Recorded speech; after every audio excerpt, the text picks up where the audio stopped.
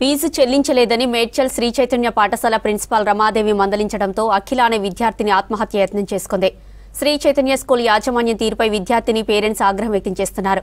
పాఠశాల సిబ్బందితో వాగ్వాదానికి దిగింది స్టూడెంట్ తల్లి. తమ కూతురు అఖిల చావు బతుకుల మధ్య కొట్టుమిట్టాడుతోందని తెలిపింది.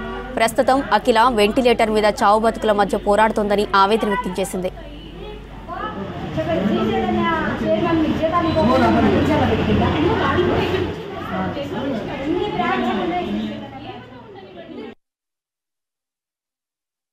ఫీజు కట్టకపోతే పేరెంట్స్ని ఇబ్బంది పెట్టాను. నేను ఏం చేసినాను, అందరి ముందు నన్ను ఇన్సల్ట్ చేసిందని స్కూల్ కాడ నుంచి ఏడ్చుకుంటూ వచ్చింది.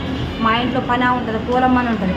పూలమ్మకు కూడా చెప్పింది. పూలమ్మ ప్రిన్సిపల్ మేడం నన్ను చాలా టార్చర్. నేను నైటీ మీదనే ఉన్నా. వెళ్దాం ప్రిన్సిపల్ కాడికి, నేను మాట్లాడతాను. ఆమెకి ఎవరు ఇచ్చారు నేను మన రిటైర్స్ ఫీజుల గురించి నేను చెప్తాను.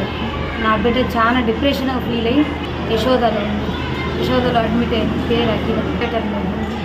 వీళ్ళు ఇబ్బంది పెడతారు, ప్రిన్సిపల్ మేడం ఇబ్బంది పెట్టిందని చెప్పింది. 3 రోజుల నుంచి ఏడ్చింది, రోజు ఏడ్చింది.